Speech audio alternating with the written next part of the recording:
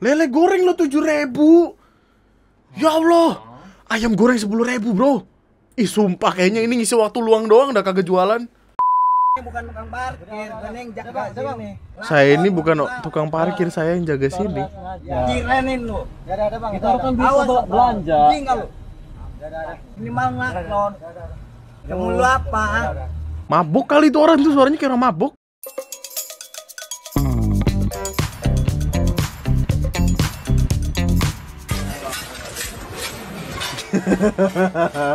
Nih gini.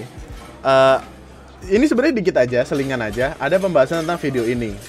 Bukan yang gue pengen ngajak lu untuk gimana-gimana, tapi gue sekali aja pengen minta tolong lu buat tidak semua hal tuh bisa ditertawakan sebagai subjek yang kayak gimana, untuk bercandaan aja gitu. Mungkin konteksnya pun shitposting ini untuk dipakai bercandaan, karena kan captionnya gini kan, utamakan makan siang, seolah-olah dia itu lagi ngasih makan orang-orang yang kerja di situ, entah itu warnet atau apa gitu. Tapi sebenarnya kalau misalkan lu mau cari tahu lebih lanjut, ini tuh dia lagi lelang atau lagi proses jual beli sebenarnya. Proses jual belinya adalah jual beli benih, dilempar kayak gitu untuk bisa mengecek benih yang akan dijual atau dibeli itu seperti apa. Yang gue sedih adalah kemarin tuh ada orang komen panjang gitu loh. Ada yang pure nanya pakai bahasa Inggris, tolong jelasin ke gue ini apa gitu. Di bawahnya ada orang komen kayak, ini tuh sebenarnya lagi ngetes kualitas dari bibit atau benih yang mau ditanam untuk pertanian segala macem. Cuman ada akun dari Indonesia yang mentertawakan ini seolah-olah ini lagi ngasih mereka makan gitu. Dan yang jelek kan jadi Indonesianya gitu loh, maksud gua. Namanya gimana ya, stigmanya tuh selalu terbentuk kayak orang dia makannya gini. Gua tuh sudut pandang gua berubah. Karena beberapa waktu lalu ada salah satu followers dari India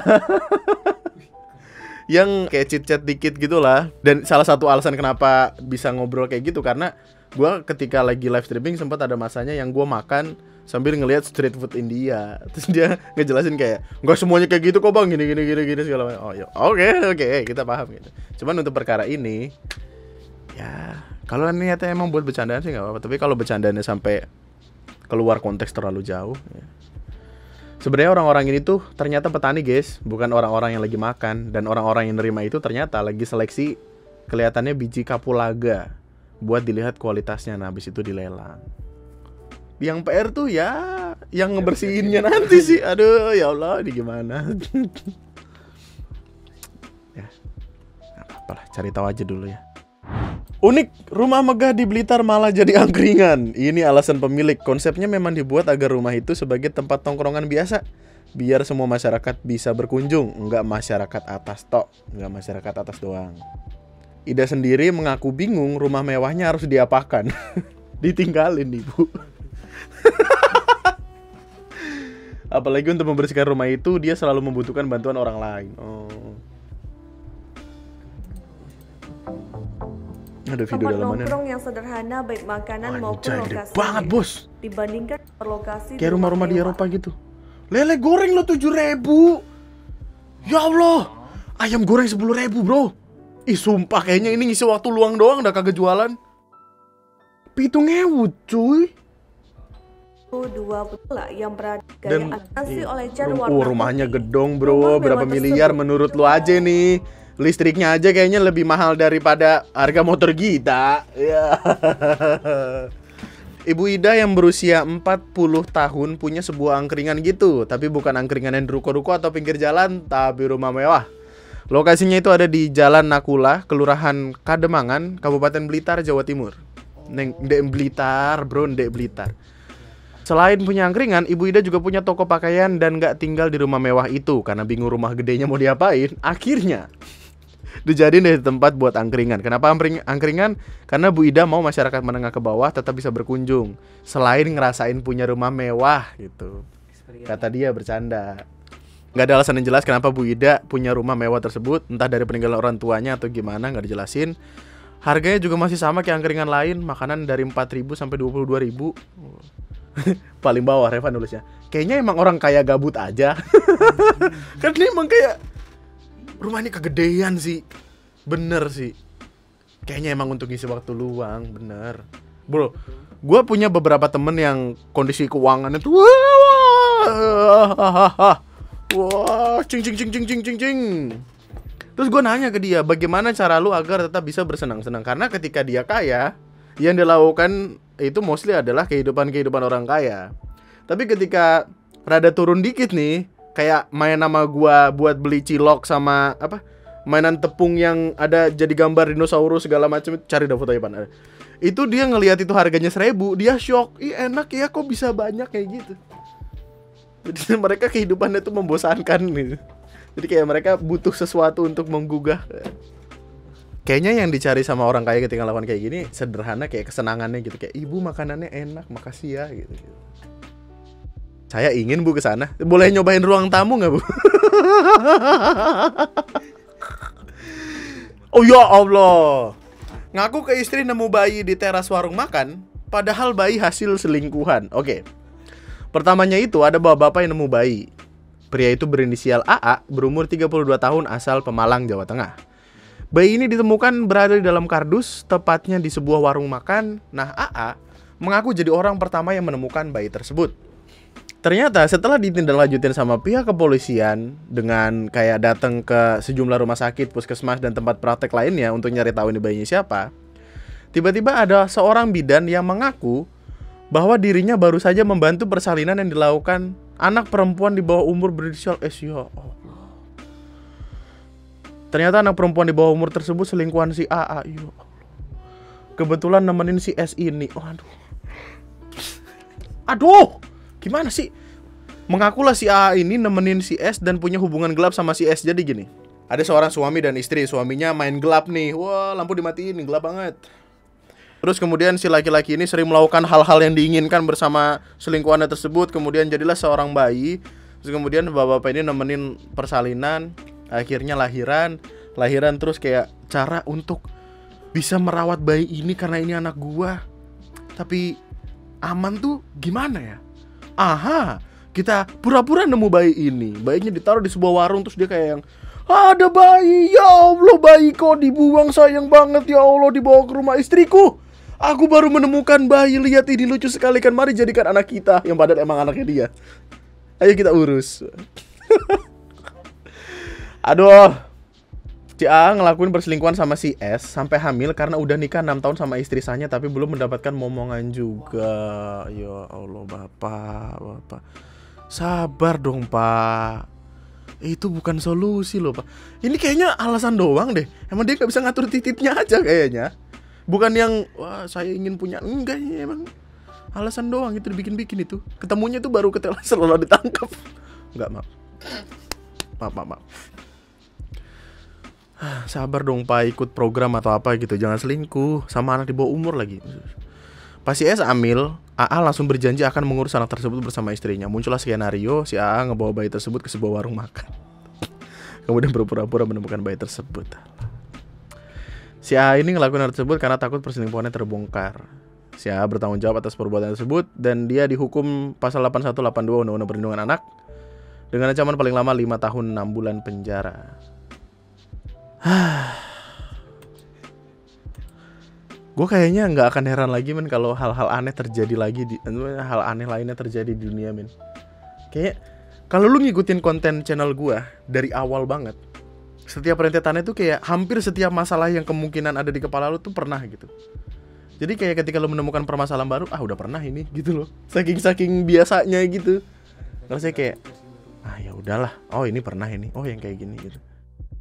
Segila sampai orang cowok cewek pacaran 8 bulan ternyata cowok juga aja tuh kan pernah gitu. Maksud gue tuh kayak apalagi sekiranya gitu, skenario apa yang bisa terjadi gitu. MrBeast sponsori operasi mata untuk 1.000 orang buta agar bisa melihat kembali. Video paling baru, bagus banget videonya. Dan salah satu yang menerima sponsor operasi mata tersebut ada di Indonesia. Salah satu negaranya adalah Indonesia. Ya, semoga di Indonesia ada MrBeast lain ya. Gokil sih. Respect. Perkara lupa bayar parkir di salah satu minimarket. Ya itu aja mudah-mudahan kemenangan. Sama kayaknya masih banyak perumahan daerah sana.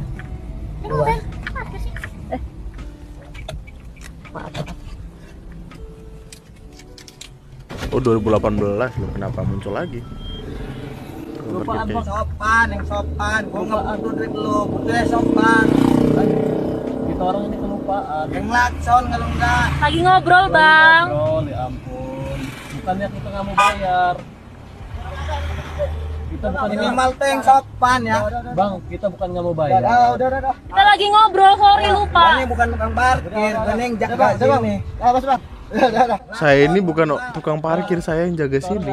Kirenin lu. Bang. Kita kan bisa belanja. Tinggal lu.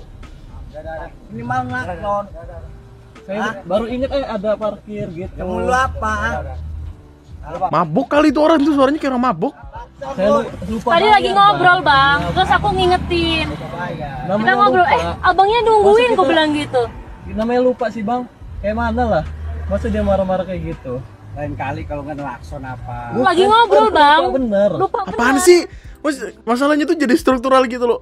Gua nggak akan ngomong banyak perkara ini karena akan mendatangkan masalah lain ya, tentu saja.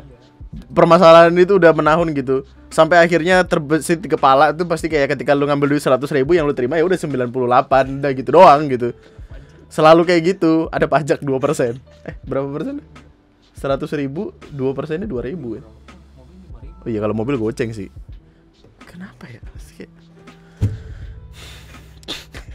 Enggak, masalahnya tuh bahkan ada beberapa tempat yang udah ada tulisannya kayak, jadi kan emang ada beberapa minimarket yang dia ngebayar biaya retribusi atau lahan atau apa gitu sampai berani ditulisin parkir gratis kan. Jadi per bulannya bayar ke Pemda atau apa gitu. Jadi secara tidak langsung tukang parkir itu ilegal gitu. Dan ini beneran yang literally ilegal karena udah bayar, ngapain bayar lagi gitu kan. Itu aja tuh sampai ada yang tetap mintain gitu. Beberapa waktu lalu sempat ada kasus di mana pihak kepolisian tuh sampai dateng terus kayak yang si tukang parkirnya disuruh cabut gitu. Masalahnya ini tuh gimana? Semua tempat loh. Kan susah men, struktural soalnya kayak. Apalagi kalimatnya kalau tadi tuh, saya ini bukan tukang parkir, saya tuh yang jaga wilayah lah. Wilayah ngapain dijaga? Well, mungkin keamanan. Tukang apa namanya? Bukan apa?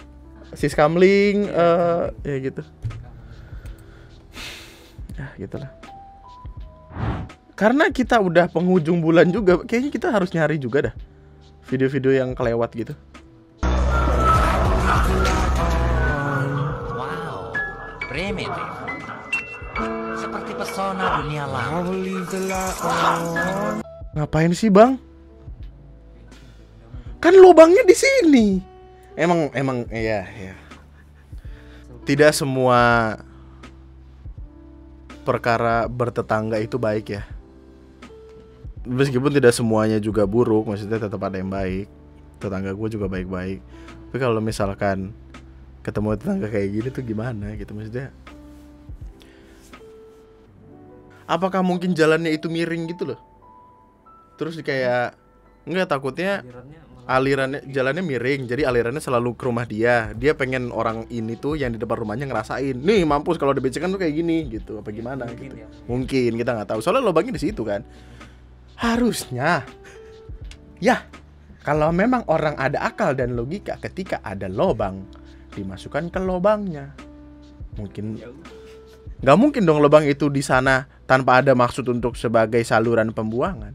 Tidak mungkin orang lubang iseng doang, lubangin depan doang tapi belakangnya ditutup, nggak mungkin. Kalau alasan lo, mungkin itu dia lagi panas, ini abis hujan bro.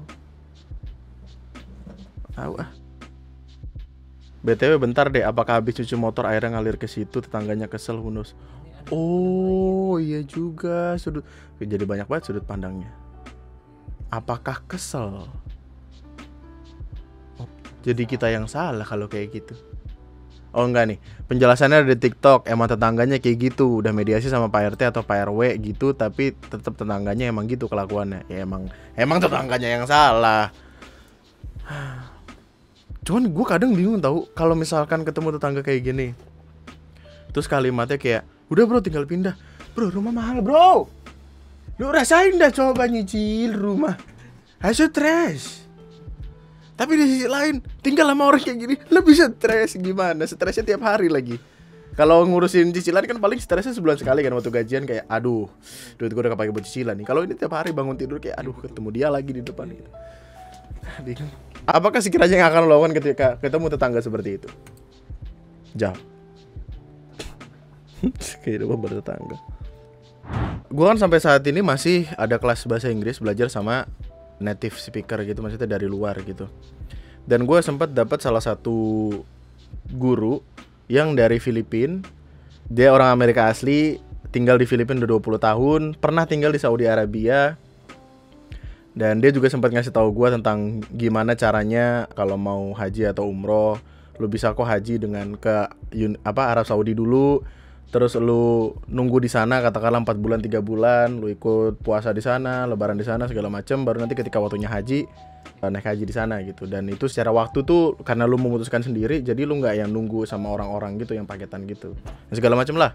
Terus gue sempet nanya gimana pandangan Bapak tentang perkara Arab yang tiba-tiba jadi hijau.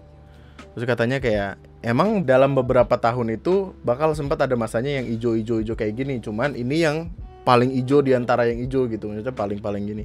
Terus kata dia, ya nggak gimana, maksudnya kan emang secara hadis, secara Islam kita taunya diajarin sama guru-guru, emang harus sudah siap-siap. Terus kata dia juga ya udah kencangkan aja sabuk pengaman kita, lebih dekat sama Tuhan dan segala macamnya. Gitu. Kalimatnya tuh gitu aja, ya udah. Tapi kalau ketika gua ngedengar kalimat dia yang emang kok setiap beberapa tahun itu akan hijau, cuman nggak ada yang sehijau ini. Bagus sih tapi. Ya bagus sih, secara bagus. Karena emang kan gue sempet nanya gimana pandangan orang-orang sana. Ya ada beberapanya yang seneng, karena kan awalnya gurun jadi hijau-hijau gitu. Ada beberapanya yang takut, tapi ya bukan kapabilitas kita. Dan oh iya, Januari 10 kontribusinya besar untuk negara. sempat ada perkara ini. Ada bapak-bapak yang mewakili komunitas motor gede Moge Harley Davidson dan meminta Bapak Joko Widodo untuk membuka akses kepada mobil-mobil gede supaya bisa pakai tol karena mereka bayar pajak mahal. Apalagi di luar negeri juga motor-motor gede itu boleh tahu untuk masuk tol, Amerika segala macam. Dan emang benar Amerika boleh masuk tol. Cuman permasalahannya, membeli motor Harley atau enggak itu kan pilihan masing-masing. Iya dong.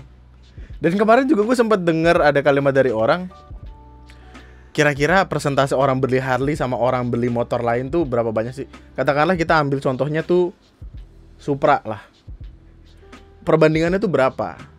Kalau misalkan perbandingannya 10 motor Harley itu artinya ada 1000 orang ngebeli Supra, bukankah pada akhirnya pajak yang ketemu itu sama-sama aja gitu loh maksud gue.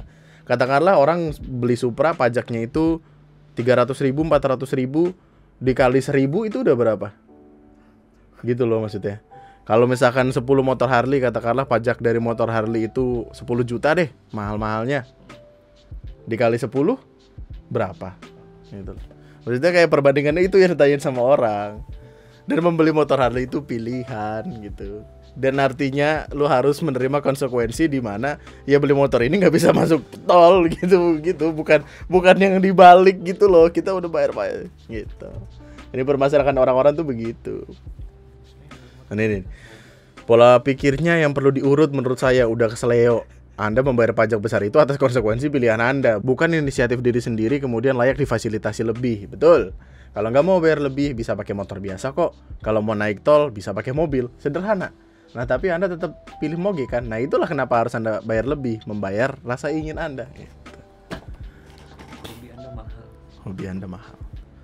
Saya setuju motor Harley diizinkan masuk tol dan hanya boleh di jalan tol. Waduh, nggak boleh ke jalan kecil. Kalau dia anjing rubit banget. Kami dari komunitas Vario Gedek juga bayar pajak, tapi jalan Pantura masih jelek aja. Kalau malam lampu penerangan jalan banyak yang mati, lalu kita bisa apa? Wah. Kami dari komunitas Supra Bapak ingin memberikan bantuan kepada kawan-kawan lainnya berupa kabel tis atau tali rapia supaya kita lagi naik motor kagak perlu megangin palanya. Nah, diikat aja gitu. Maksudnya kayak tapi ya, kayaknya ini adalah penutupan yang bagus untuk bulan ini. Terima kasih banyak Januari. Gue nggak tahu sih nantinya akan ada bahasan apa lagi Februari. Orang bulan itu kencang banget bro. Video satu. Awal-awal sih kayak ada jeda gitu, kayak 3 hari 4 hari baru naik, 5 hari baru naik. Tiba-tiba di tengah sampai belakang, aduh. Tiba-tiba produktif. Ya itu aja untuk video gua kali ini. Kita ketemu lagi di bulan depan. 1 hari lagi. Tetaplah bahagia, tetaplah baik-baik saja. Like, comment, subscribe. Nyalakan tombol lonceng notifikasi supaya lu nggak ketinggalan update-update lainnya dari negara kita tercinta. Terima kasih yang udah nemenin selama sejauh ini. Nama gue Andri, Irfan, sekian dan